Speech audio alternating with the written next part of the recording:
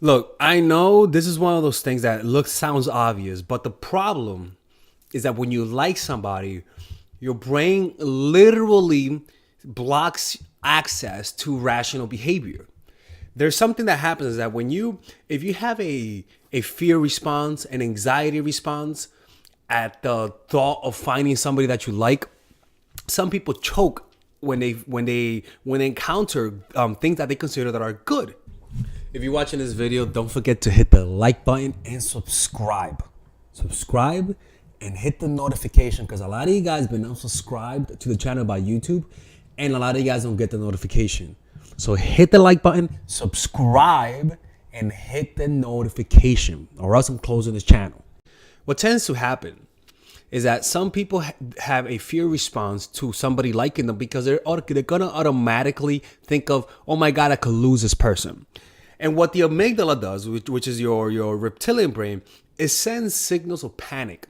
It sends signals of danger. We are in danger. We could lose this thing that we just found, right?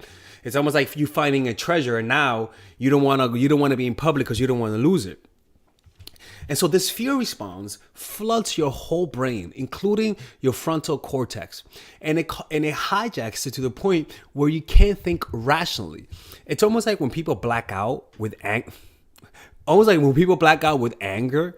where they get so angry that they can't think anymore. That's literally that. So imagine this, right? You meet a guy that you like. All of a sudden, your brain says, this is a valuable thing. I like this. And the first part of your brain that receives this signal is always your amygdala. Why? Because that's where you process emotion. Your brain first wants to see whether or not this is a valuable thing or a negative thing in order to give you the proper emotions. So there's something called your reticular activating system, and that's deep in your brain.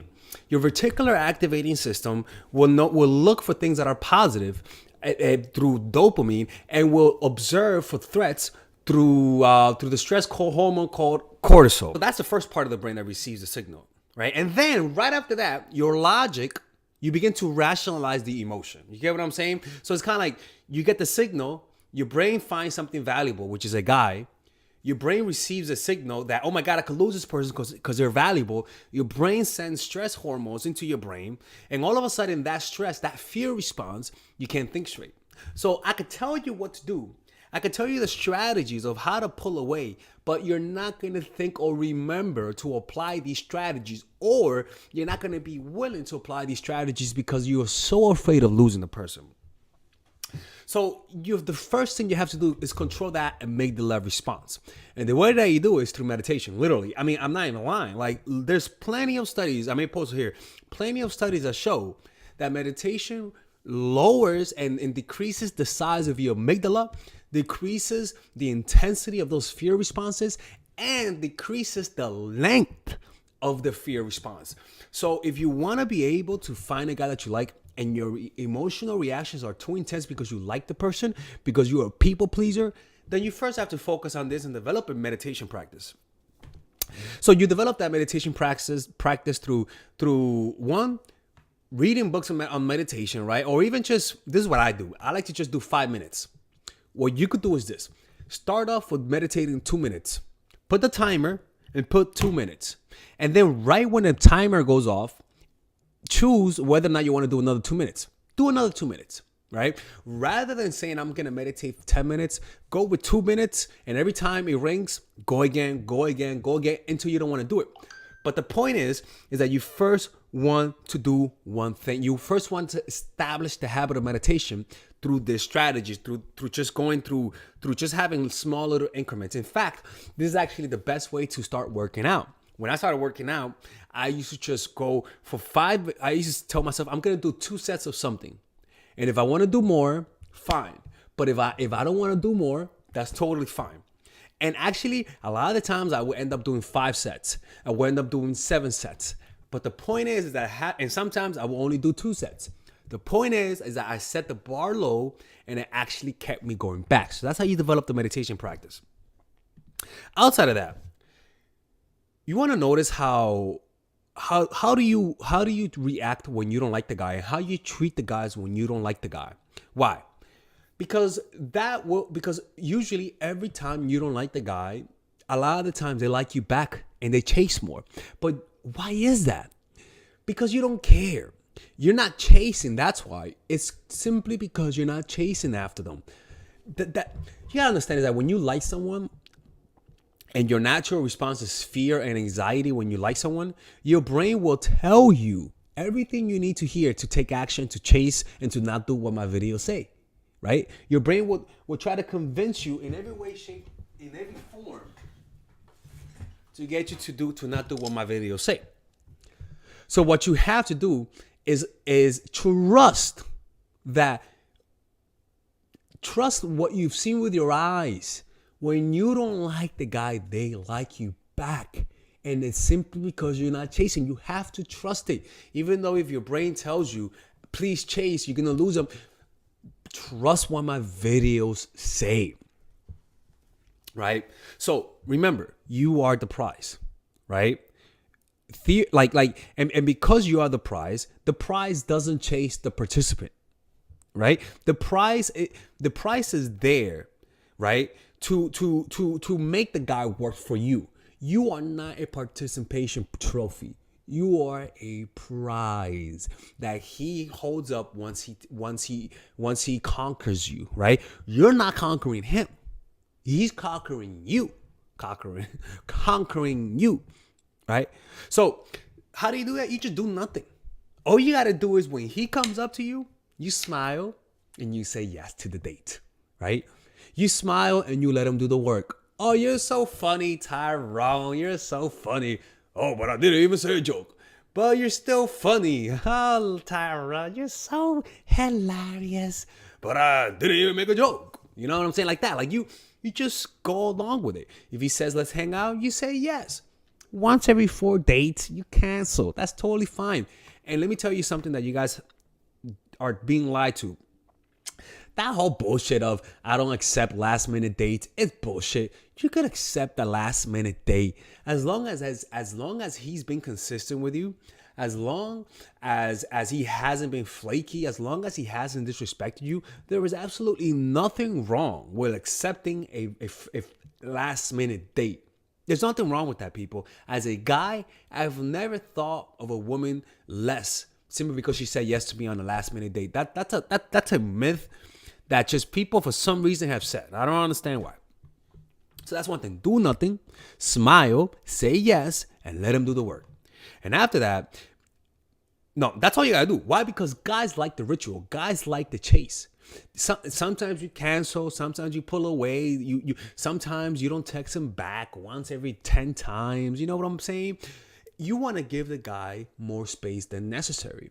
You don't want to be all up in his face. Why? Because when you don't like the guy, that's what you do.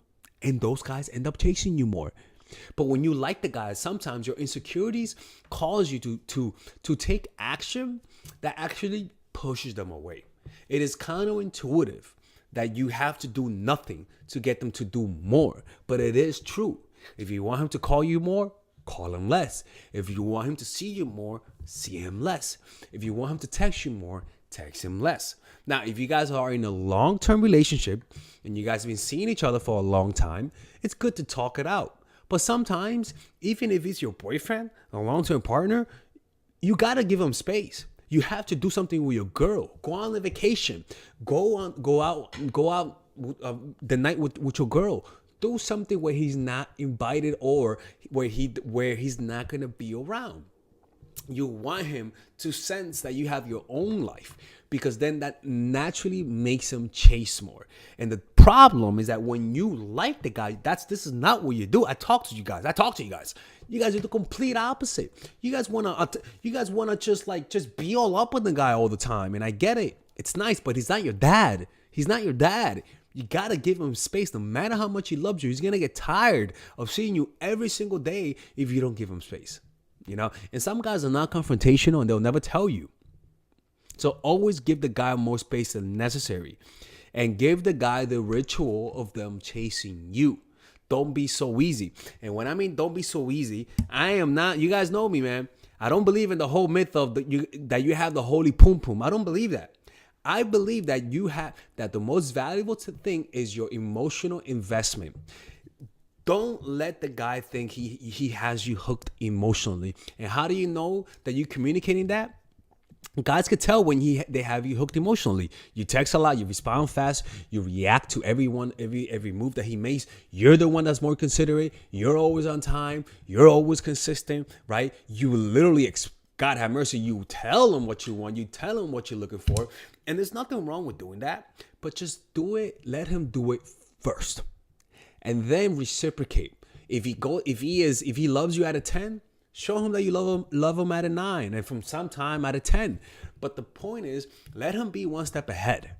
In terms of what he wants in the relationship, let him tell you what he wants, right? Let him tell you how much he loves you first before you tell him. Let the guy make the first move, because when they like you, they will always make the first move. All right.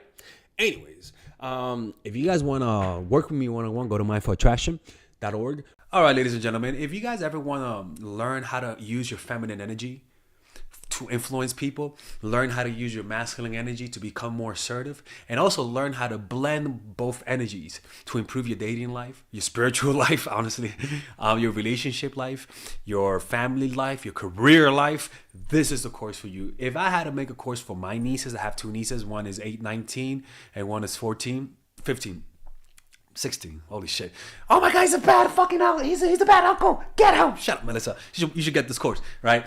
And this is the course that I will make for them. So, for example, watch the curriculum, right? In the first week, we're going to be showing you how to establish a strong masculine foundation without letting it hurt your feminine energy.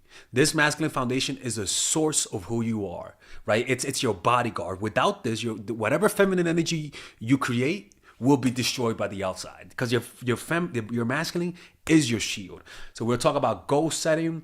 We'll talk about how to develop a serious attitude. We're gonna be talking about how to use more logic, how to use more goal-oriented behavior. It's more how to be a man, Now the next one is how to embrace the feminine energy, right? This one will teach you about how to minimize excessive masculine traits, developing self-awareness, healing abundant feminine energy, regulating your emotion, mastering voice qualities and facial expressions, surrendering control, and allowing pain to be felt. This is honestly, this will supercharge, like Kaioken, your masculine energy. After that, we have femininity in the workplace, and how to be feminine in the workplace without letting people take advantage of you, and the nuances of how women on power should behave versus women who are subordinates in the workplace, and even the dress code. This is based on psychology, people. It's kind of insane. I'm actually excited about this one. The next week, we talk about navigating the labyrinth of male and female friendship, and this a lot of women find confusing, so we talk about that. And how to identify envious friends, how to identify the good friends, how to keep male friends, and how to keep female friends. Week 5, we talk about how to release the burden of the past and stop and destroy mental projections. This is actually really powerful. And then week 6, we talk about how to increase your observational power so that you could read people better. And we have a bunch of bonuses. The course starts at $99, and you guys can pre-order the course today at $69 before it goes out. If you're watching this, most likely I'm in the meditation retreat, so I will be praying for all of you guys. And just click on the description down below of the video. Right there, you'll see it, and you could pre-order that course. It's gonna be out by the end of next month or the beginning of February of March. One of the two, people, because I have a 10-day retreat to do, and I want to finish the course after the retreat, because I think the ideas are gonna be so much better. All right, man. I'll see you guys later. Pre-order, man. I'm closing the channel.